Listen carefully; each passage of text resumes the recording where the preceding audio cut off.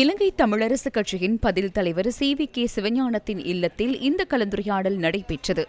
இலங்கை தமிழரசு கட்சியின் பொதுச் செயலாளரும் ஜனாதிபதி சட்டத்திரணியுமான எம்.ஏ. சுமந்திரன், ஜனநாயக தமிழ் தேசிய கூட்டணியின் சார்பில் தர்மலிங்கம் சித்தார்த்தன், சுரேஷ் பிரேமச்சந்திரன், முருகேசு சந்திரகுமார், சிவநாதன் வேந்தன் ஆகியோர் பங்கேற்றிருந்தனர். அரசு கட்சியின் ஜனநாயக தமிழ் தேசிய கூட்டணியும் இணைஞ்சு பயணிக்கிறதுக்கு தான் இப்போ 2-3 சந்திப்பு தொடர்ச்சியாக நடைபெற்று அது சம்பந்தமாக நாங்கள் அதை பற்றித்தான் பேசிக்கொண்டிருக்கிறோம். தொடர்ச்சியாக இன்றைக்கும் என்ன விதமாக நாங்கள் சேர்ந்து எதிர்காலத்தில் பயணிக்கலாம் என்பதை பற்றி பேசியிருக்கிறோம். 2 தனியாக இருக்கிற கட்சிகள் அங்கீகரிக்கப்பட்ட கட்சிகளாக இருக்கிறது. ஜனநாயக தமிழ் தேசிய கூட்டணிக்குள்ள வேறு அங்கீகரிக்கப்பட்ட வேறு கட்சிகளும் இருக்கிறது.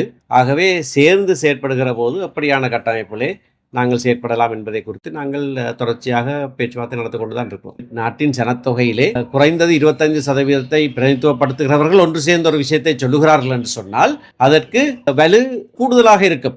அடமந்து கொடியும் திரண்டால் முடுக்கு என்று சொல்வதைப் போல நாங்கள் இணங்குகிற விஷயங்களை நாங்கள் சேர்ந்து குரல் எழுப்புவது முக்கியமானது. அதிலே மாகாண சபை தேர்தல் உடனடியாக நடத்தப்பட வேண்டும் என்பதும், அதே போல நாங்கள் கொழும்பில் இருக்கக்கூடிய பல்வேறு நாட்டு ராஜதந்திரிகளை, இந்தியா உள்ளிட்ட ராஜதந்திரிகளை சந்தித்து அவர்களுக்கு இந்த விளக்கங்களை கொடுக்க வேண்டும் என்று இன்றைய கூட்டத்திலே எடுத்த முடிவை அந்த 6 கட்சிகள் தளத்துக்கு நான் எடுத்துச் சொல்வேன். அந்த விடயங்களை நாங்கள் முன்னெடுக்க தயாராக இருக்கிறோம். தொடர்ந்து பேசுகிறோம்.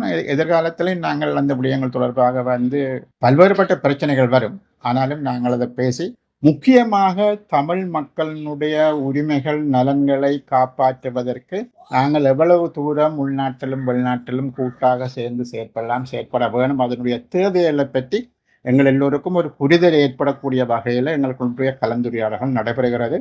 அது சரியான திக்கை நோக்கி போகும் என்று நாங்கள் எதிர்பார்க்கிறோம்.